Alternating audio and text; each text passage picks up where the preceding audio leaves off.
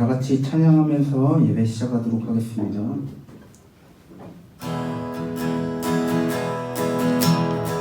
주 안에서 기뻐해, 주 안에서 기뻐해, 주님 주신 기쁨으로 기뻐하라. 주 안에서 기뻐해, 주 안에서 기뻐해, 우리의 힘은 주를 기뻐하는 것.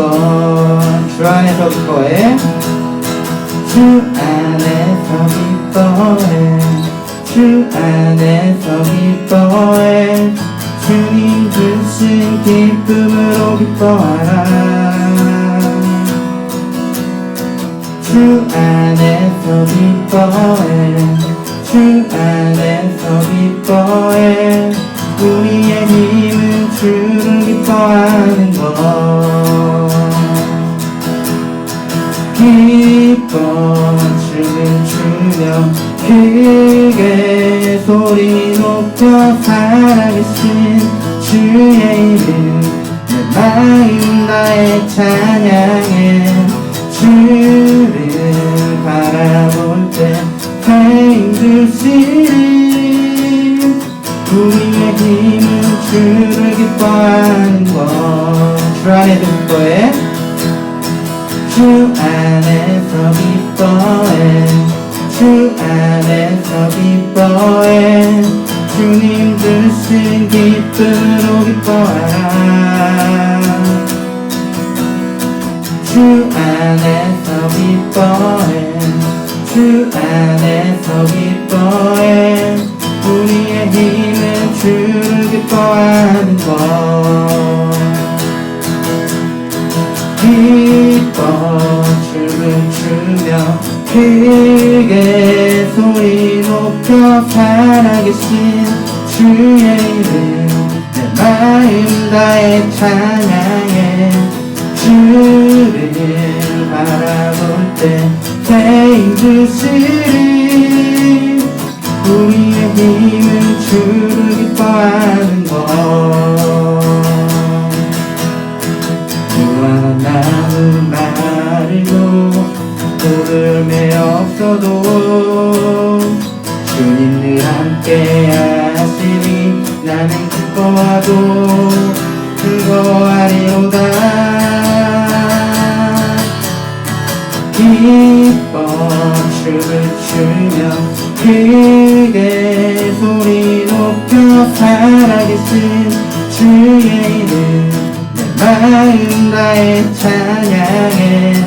주를 바라볼 때 힘드시리. 우리의 힘은 주를 기뻐하는 것. 기뻐 춤을 추며 기뻐 춤을 추며 크게 소리 높여 살아계신 주의 이름 내 마음 다해 찬양해. 주를 바라볼 때 힘드시리. 우리의 힘은 주를 기뻐하는 것.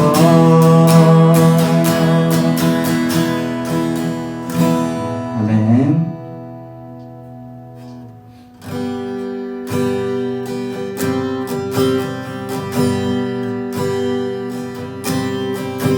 영원한 삶에 날 초대하시네.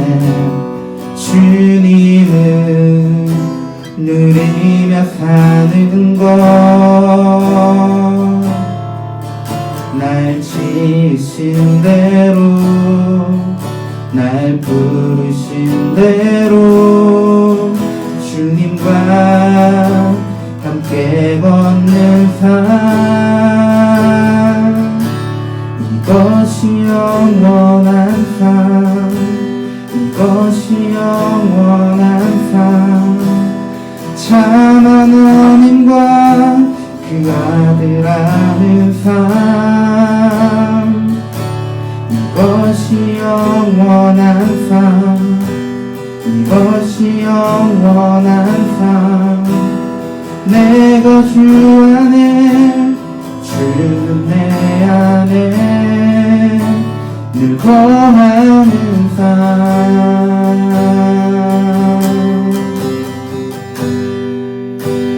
영원한 사귐에 영원한 사귐에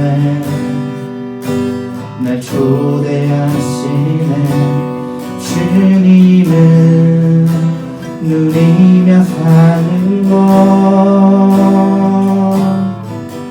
날 지으신 대로 날 부르신 대로 주님과 함께 걷는 삶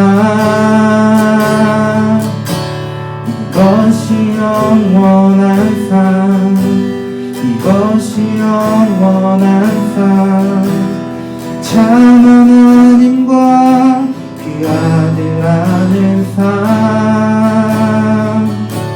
이것이 영원한 삶 이것이 영원한 삶 내가 주 안에 주는 내 안에 이것이 영원한 삶 이것이 영원한 삶 참 하나님과 그 아들 아는 삶 이것이 영원한 삶 이것이 영원한 삶 내가 주 안에 주는 내 안에 이것이 영원한 삶 이것이 영원한 삶 이것이 영원한 삶 참 하나님과 그 아들 아는 삶 이것이 영원한 삶 이것이 영원한 삶 내가 주 안에 주는 내 안에 이것이 영원한 삶 이것이 영원한 삶 이것이 영원한 삶 참 하나님과 그 아들 아는 삶 이것이 영원한 삶 이것이 영원한 삶 내가 주 안에 주는 내 안에 늘 거하는 삶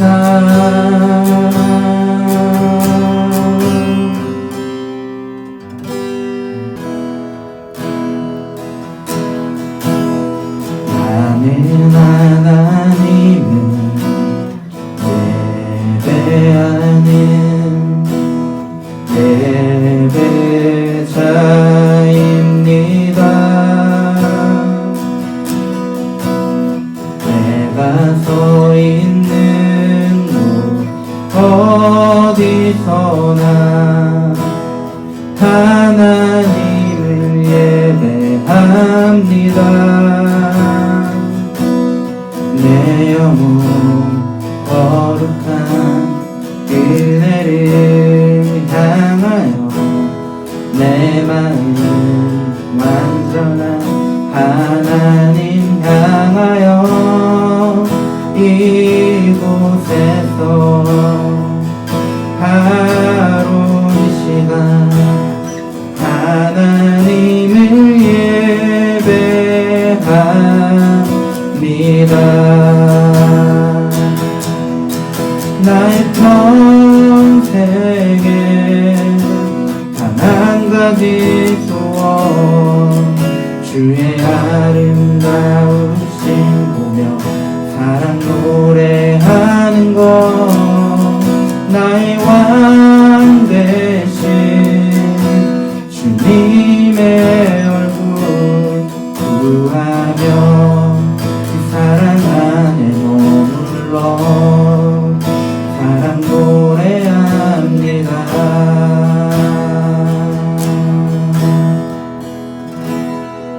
나는 전능하신 아버지 하나님 천지의 창조주를 믿습니다. 나는 그의 유일하신 아들 우리 주 예수 그리스도를 믿습니다. 그는 성령으로 잉태되어 동정녀 마리아에게서 나시고 본디오 빌라도에게 고난을 받아 십자가에 못 박혀 죽으시고 장사된 지 4일 만에 죽은 자 가운데서 다시 살아나셨으며 하늘에 오르시어 전능하신 아버지 하나님 우편에 앉아 계시다가 거기로부터 살아있는 자와 죽은 자를 심판하러 오십니다. 나는 성령을 믿으며 거룩한 공교회와 성도의 교제와 죄를 용서받는 것과 몸의 부활과 영생을 믿습니다. 아멘. 전능하신 아버지 하나님, 힘든 상황에도 모일 수 있음을 감사드립니다. 추위가 가고 날씨가 따뜻해지니 또 미세먼지가 정체되어 힘들게 하지만 마침 마스크를 모두가 끼고 있으니 코로나로 인해 감사할 일도 생김을 다시 느낍니다. 하루하루 저희의 말과 행동을 다시 생각할 수 있는 기회를 주심에 또 감사드립니다. 코로나로 인해서 전에 맺었던 많은 관계들 사이에 거리를 두며 저희를 힘들게 했던 사람들, 저희가 힘들게 했던 사람들 모두에게서 벗어난 시간을 보낼 수 있음에도 감사드립니다. 사순절 마지막 주일입니다. 아직도 익숙하지 않은 정체기로 인해 모두가 힘이 들 때가 많습니다. 이 기회로 인해 무너지는 것이 아닌 예수님이 고난을 이겨내셨던 모습을 보며 강해지는 저희가 될 수 있게 인도하여 주세요. 학교, 사회, 직장, 나라가 다 다시 생기를 되찾아 회복할 수 있는 날까지 함께해 주실 것을 믿습니다. 오늘 예배 동안 하나님께서 함께하셔서 우리 모두가 은혜로운 말씀을 배울 수 있게 함께하여 주세요. 예수 그리스도의 이름으로 기도드립니다. 아멘. 그러므로 너희가 그리스도 예수를 주로 받았으니 그 안에 사용하되 그 안에 뿌리를 박으며 세움을 받아 교훈을 받은 대로 믿음에 굳게 서서 감사함을 넘치게 하라. 우리는 3월 한 달 동안 정체성이라는 제목을 주제를 가지고 함께 말씀을 나누고 있는데요. 오늘은 그 두 번째 시간으로 믿음에 굳게 서서라는 제목으로 함께 말씀을 나눠보려고 합니다. 여러분 혹시 캐치 미 이프 유 캔이라는 좀 오래된 영화인데 본 적 있는 분 있을까요? 레오나르도 디카프리오가 굉장히 멋있게 매력적으로 나왔던 영화로 제가 기억을 하고 있는데요. 천재 사기꾼 프랭크 역을 맡아서 되게 인상 깊은 연기를 보여줬었습니다. 그런데요, 이 인물은 좀 실존하는 인물을 좀 모델로 만들어진 캐릭터예요. 실제로는 보안 컨설턴트의 그 CEO로 연간 수백만 달러를 벌고 있는 프랭크 에버그네일이라는 사람을 모델로 만들어진 캐릭터였습니다. 이 사람은요, 실제로 미성년자였지만 페남 항공사의 파일럿으로 자기의 신분을 위조했고, 또 의사로 자기의 신분을 위조했고, 사회학 교수로 자기 신분을 위조했고, 그렇게 여러 가지로 자기의 신분을 위조하고 바꿔서 5년 동안 250만 달러, 하나로는 한 28억 정도의 어떤 위조 지폐를 만들어서 썼다고 합니다. 잡혔는데 미성년자 보호법으로 12년형을 선고받았다고 해요. 그리고 그 후에 미 연방정부의 은행 보안 분야에서 일을 하는 조건으로 좀 감형되었다, 이렇게 얘기를 하고 있습니다. 이 사람을 보면서 많은 사람들이 위조지폐 감별에 대한 그런 생각들을 하는 사람들이 많이 있었어요. 우리나라에도 위조지폐 감별사가 있습니다. 이분들의 인터뷰를 보면 그분들이 이야기하는 건 진짜를 제대로 알아야지 위조지폐를 감별할 수 있다. 진폐의 어떤 재질, 무게, 잉크의 어떤 속성, 이렇게 잘랐을 때 안에 어떤 종이가 어떤 식으로 구성되어 있고 이런 걸 다 알아야지 위조지폐와 다른 점을 위화감이 들면 그것이 위조지폐구나 하고 살펴보게 된다라고 얘기를 하는 것이죠. 그래서 진짜를 제대로 알면 알수록 다른 위조지폐를 구별할 수 있는 확률이 커진다라고 이렇게 말하는 의미입니다. 진짜, 본질 이런 것들을 아는 거는 그 중요성을 여러분들이 다 알고 있어요. 그리고 오늘 말씀 속에서도요, 이런 것들이 중요하다라는 교훈들이 우리 안에 전해지고 있는데요. 골로새 교회의 문제는 뭐냐면 이 교회 안에 이단적인 가르침, 아니면 여러 가지 종교가 혼합되어 있는 가르침, 이런 것들이 이 안에 들어왔다라는 것이죠. 예를 들면 당시에 있었던 조로아스터교나 아니면 영지주의적인 어떤 철학이나 이런 것들이 교회 안에 들어와서 다양한 어떤 가르침들을 만들어내고 사람들이 이것을 따르는 사람들이 많아졌다. 이것이 바로 이 골로새 교회가 가지고 있던 문제였습니다. 이런 문제가 왜 생겼는지는 이 골로새라는 지역을 조금 알면은 더 잘 이해할 수가 있는데요. 이 골로새 지역은요, 예전에는 굉장히 큰 도시였어요. 예를 들면 왕이 군대 행진을 할 때 꼭 거쳐야 하는 도시 중에 하나. 그 정도면 굉장히 큰 도시거든요. 그래서 역사학자들이 묘사할 때는 큰 성, 아니면 인구가 많은 큰 성읍, 이렇게 5세기까지는 이렇게 묘사가 됐었는데요. 이게 골로새서가 작성될 무렵, 그러니까 사도 바울이 살아갔던 그 무렵에는 작은 성읍으로 묘사될 만큼 쇠퇴한 도시가 됐습니다. 그러니까 예전에 어떤 역사와 전통을 가지고 있는 도시인 거예요. 그리고 이 지역에 어떤 사람들이 사는지 살펴봤더니 원래 살고 있던 토착민들도 살고 있었고 그곳에 이주해온 헬라 사람들도 살고 있었고 어떤 정치적인 이유로 유대인들이 대거 이동해서 거기서 살고 있었다고 합니다.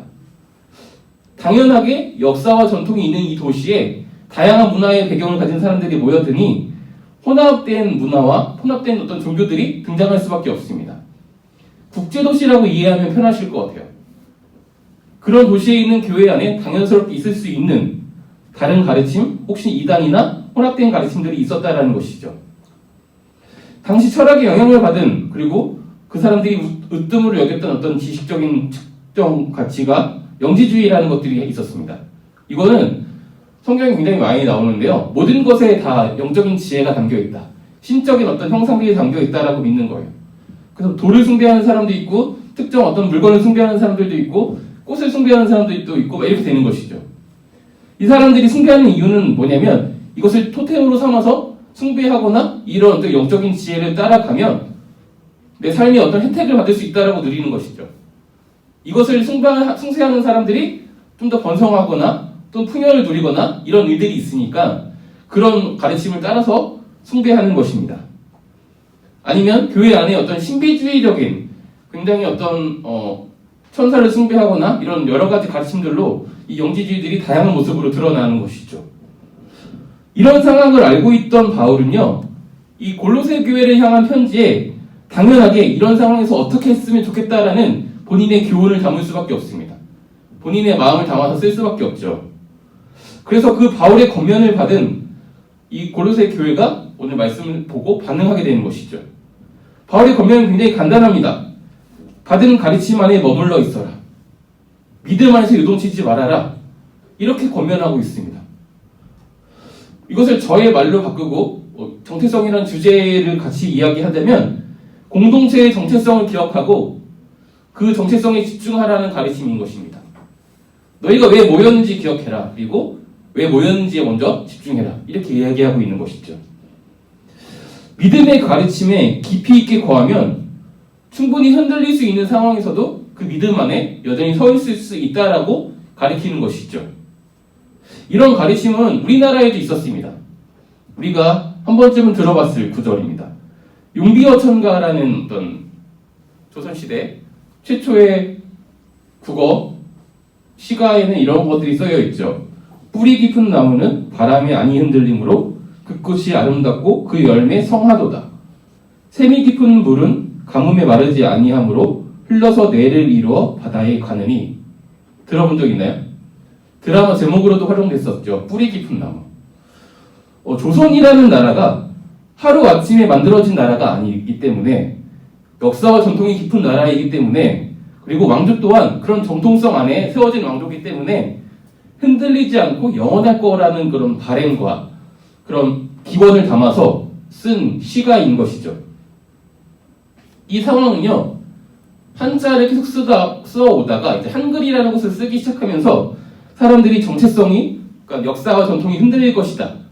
이걸 쓰지 않으면 중국에서 우리에게 보복할 것이다. 이런 두려움과 불안을 느끼던 시기였기 때문에 그 당시에 이런 시조를 이야기했다라는 것은 이 골로새 교회와 비슷한 상황에서 같은 가르침이라고 우리가 볼 수 있는 것입니다. 우리는 불안할수록 더욱 본질적인 것, 더욱 정체성에 집중하기 마련입니다. 그럴 때 더 자기답게 살 수 있기 때문이죠. 여러분들에게 한번 생각해 볼 질문을 한번 해보고 싶어요. 우리 공동체, 이 청소년교회 공동체의 정체성은 뭘까요? 한 번도 생각해 본 적이 없죠. 이 교회에 대해서. 그렇죠? 이 교회가 여러분들이 다 변하고 이곳에 있던 사람들이 아무도 없고 다 새로운 사람들이 와도 여전히 청소년교회인 이유가 뭘까? 그 정체성이 뭘까? 한 번쯤은 고민해 봤으면 좋겠습니다. 바울은 골로새 교회의 정체성을요, 어떻게 이야기하고 있냐면요, 오늘 말씀 속에 예수님을 그리스도와 주로 고백하는 사람들이 모여있다. 그리고 예수님의 교훈을 따라 살아가는 것을 감사함으로 살아가는 사람들이 모여있다. 이렇게 얘기를 하고 있습니다. 예수님을 그리스도로 고백한다라는 것은 어떤 의미이냐면요, 예수님을 기름 부은 사람으로 믿는다라는 거예요. 그들의 이해 속에 기름 부은 사람들은요, 세 사람이었습니다. 왕, 제사장, 선지자. 그렇게 예수님을 이해했다라는 것이고요. 기름 붓는 행동에 여러 가지 의미가 있겠지만 대표적인 의미는 구별한다는 것입니다. 특별한 사람들, 세상과 섞이지 않은 사람들, 세상의 어떤 오염으로부터 보호되는 사람들이라는 의미를 담아서 구별하는 의미로 기름을 붓는 것입니다. 그리고 이 그리스도라는 말은 우리가 이미 알고 있듯이 히브리어로 바꾸면요, 우리가 더 잘 아는 말로 바뀌게 되는데요. 메시아, 들어본 적 있죠? 이 메시아라는 말이거든요. 그러니까 예수님을 그리스도로 믿는다는 건 예수님이 우리가 기다리던 바로 그 메시아야, 구원자야, 이렇게 믿는다라는 것이죠. 또 예수님을 주로 믿는다라는 것은 이 말을 반대로 조금만 바꿔보면 우리가 종입니다라고 고백하는 것과 같은 이야기예요. 주인이 있으면 종이 있는 거잖아요. 그렇죠? 예수님이 주십니다라고 고백하는 건 나는 종입니다라고 고백하는 것과 마찬가지예요. 이것은요, 사도 바울의 고백과 같아요. 예수님이 우리를 자유하게 하셨지만 우리 스스로 그 은혜에 감사해서 종이 되겠다라고 고백하는 것이죠. 여러분들이 예수님을 주님이라고 부를 때 그런 고백들이 담겨 있는 거예요. 모든 것은 다 주님의 것이고 그러므로 나는 주님의 뜻대로 살겠습니다 라는 고백이 담겨 있는 게 예수님을 주라고 고백하는 것입니다. 이런 고백이 바로 은혜이며 그 고백을 하는 사람들이 모여있고 그 공동체 안에서 배우며 훈련받으며 교제하며 세워졌으므로 그것에 감사하면서 예수님의 교훈대로 살아가는 사람들, 이게 바로 바울이 생각할 때 골로새 교회가 가지고 있던 정체성이었습니다. 이단으로 혼란해진, 그리고 다른 가르침으로 혼란해진 이 골로새 교회가 기억해야 하는 정체성이자 그들이 이 상황에서 다시 돌아가야 하는 본질, 그것이 바로 이 바울이 이야기했던 내용들이었습니다. 그리고 이런 골로새 교회의 정체성은 오늘을 살아가는 저와 여러분들과 이 교회와 크게 다르지 않습니다. 우리도 마찬가지잖아요. 예수님을 그리스도와 주로 고백하는 사람들이 이곳에 모여서 예수님을 찬양하는 것이고 이곳에서 교제하고 그리고 또한 배우고 학습하고 훈련받으면서 예수님 믿는 사람답게 살아가는 사람들이 바로 여러분들입니다. 그렇다면 우리들의 삶을 한번 다시 생각해봤으면 좋겠습니다. 우리 교회, 이 청소년 교회가 혹시 다른 것에 빼앗겨서 제대로 지키지 않는 그 본질이 있을까요? 여러분들이 문득 지금 저게 중요한 게 아닌데 이런 생각이 들었던 어떤 행동들이나 행사들이나 활동들이 있었을까요?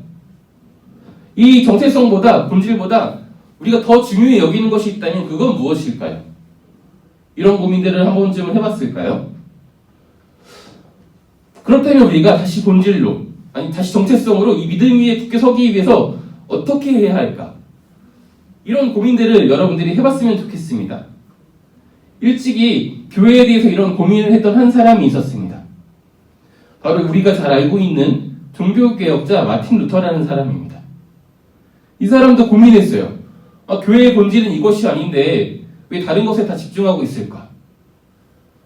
분명히 교회는 예수님의 가르침, 이 하나님의 말씀이 더 중요한데 저 사제들, 성직자들, 교황의 말에 더 힘이 있어 보일까? 무엇인가 좀 이상한 것 같다. 이런 여러 가지 고민들을 한 결과로 95개의 논제를 만들어서 사람들과 함께 공개적으로 토의하기 원했습니다. 그 당시의 문화대로 이 95개의 논제를 그 대학교의 문에 붙이는 것이죠. 그럼 사람들이 오가면서 그것을 보고 관심 있는 사람들이 모여서 거기서 공개 토론을 하는 게 그 당시의 문화였어요.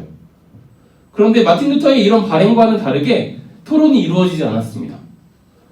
자기는 순수하게 토론을 하고 싶었는데 이게 어떤 다른 사람들이 개혁적인 움직임을 하기 시작하고 뭔가 종교개혁자가 자신이 되어 있었어요. 본인이 원치 않는 종교개혁이 시작되는 것이고요. 그 결과 로마 카톨릭이라고 부르는 우리가 천주교라고 알고 있는 그런 부교와 그것에 구별돼서 신교라고 불리는 프로테스탄트, 개신교, 우리 교회가 만들어지게 되었습니다. 마틴 루터의 고민의 열매가 바로 저와 여러분인 것이죠. 우리가 그 고민의 결과인 것입니다. 이제 우리가 고민해야 할 차례입니다. 우리가 고민하면 우리 다음 세대 또한 그 열매를 충분히 누릴 수 있습니다. 여러분들의 동생, 아니면 훗날 신앙생활을 할 그 누군가가 청소년교회가 달라진 것들을 여러분들의 고민을 통해서 겪게 될지도 모르겠어요. 그래서 우리가 치열하게 고민했으면 좋겠습니다. 그냥 앞에서 말하니까 따라가야지 하는 것이 아니라 왜 저렇게 해야 되는지 틀림없이 의심했으면 좋겠어요. 그리고 질문했으면 좋겠고 이상하면 반론했었으면 좋겠습니다. 그거 왜 해야 되는지 물어봤으면 좋겠어요. 제가 사실 원하는 문화는요, 어떤 문화냐면 제가 앞에서 설교를 하고 있으면 여러분들이 듣다가 뭔가 좀 적당하지 않은 것 같으면 손을 들고 얘기하는 그런 문화 저는 꿈꾸고 있습니다. 전사님 그건 아닌 것 같다고, 그건 조금 다른 것 같아요, 이렇게 얘기하는 날이 온다면 제가 굉장히 기뻐할 것 같아요. 여러분도 혹시 설교를 듣다가 여러 가지 의문이 든다거나 이해가 잘 안 되거나 그럴 때는 주저없이 손을 들어주세요. 제가 정말 좋아할 것 같아요. 그런 여러분들의 고민이 담겨있는 이 예배 시간들, 그리고 청소년 교회가 되었으면 좋겠습니다. 말씀을 좀 정리할게요. 지금까지 우리는요, 골로새 교회를 향한 바울의 편지를 통해서 혼란 속에 있는 교회, 다른 가르침이 더 중요해 보이는 그런 교회 속에서 어떻게 해야 하는지, 교회가 머물러야 할 그 믿음과 정체성에 대해서 다시 한번 살펴보았습니다. 또한 종교개혁자 마틴 루터를 이야기하면서 오늘 우리 청소년 교회가 놓치고 있는 것이 무엇인지 고민해보자라는 그런 제안을 여러분들에게 했습니다. 그 고민은 우리를 건강하게 할 것이고요, 교회를 더 교회답게 할 것입니다. 오늘날 한국교회는 어떤 문화인가요? 오늘날 한국교회에 대한 사람들의 시선은 어떤가요? 좋지만은 않죠. 오히려 손가락질 당하는 모습을 굉장히 많이 봤고요. 때때로 가끔씩 인터넷을 하다 보면 누군가가 저는 교회 다녀요 라고 이야기하면 그것만으로도 충분히 욕먹는 경우들도 많이 봤습니다. 여러분도 혹시 본 적 있나요? 여러분들이 좋아하는 어떤 스타들이 그리스도인이라는 것을 드러내는 순간 욕을 먹는. 그래서 많은 사람들이 교회는 다니고 있지만 내가 교회 다닌다는 것을 굳이 밝히지 않아요. 그냥 일주일에 한 번 교회 갔을 때만 나는 신앙인으로, 그래 나는 부인하진 않으니까, 이렇게 살아가는 경우들이 참 많이 있는 것 같아요. 이런 시대 속에서 우리가 어떻게 살아가야 되는지 한번 고민해봤으면 좋겠습니다. 그럼에도 우리가 놓치지 말아야 하는 것이 있다면 그것이 무엇인지도 함께 고민해봤으면 좋겠습니다. 그것이 바로 교회를 포기하지 않는 사람들의 행동이고요, 교회를 사랑하는 사람들의 행동입니다. 어떤 의문도 어떤 고민도 어떤 불만도 없다라는 것은 거꾸로 이야기하면 어떤 기대도 하지 않는다라는 거거든요. 여러분들이 기대하는 공동체 되었으면 좋겠습니다. 그리고 그 기대들이 모여서 우리가 꿈꾸는 그런 교회들이 아름답게 이루어지는 그날을 소망합니다. 함께 기도했으면 좋겠습니다. 기도할 때 우리 교회를 위해서 함께 기도했으면 좋겠습니다. 그리고 이 교회에 속해 있는 한 나라를 위해서 기도했으면 좋겠습니다. 오늘을 살아가는 그리스도인으로서 내가 그리스도인답게 살아가기 위해서 놓치고 있는 것이 있다면 무엇인지, 어떻게 해야 되는지 한번 기도해봤으면 좋겠고요. 이 청소년 교회 또한 건강한 교회, 하나님이 기뻐하시는 교회, 그런 교회 되기 위해서 우리가 고민하겠습니다라는 다짐을 담아서 함께 기도했으면 좋겠습니다. 기도합시다. 하늘에 계신 우리 아버지, 아버지의 이름을 거룩하게 하시며 아버지의 나라가 오게 하시며 아버지의 뜻이 하늘에서와 같이 땅에서도 이루어지게 하소서. 오늘 우리에게 일용할 양식을 주시고 우리가 우리에게 잘못한 사람을 용서해 준 것 같이 우리들을 용서해 주시고 우리를 시험에 빠지지 않게 하시고 악에서 구하소서. 나라와 권능과 영광이 영원히 아버지의 것입니다. 아멘.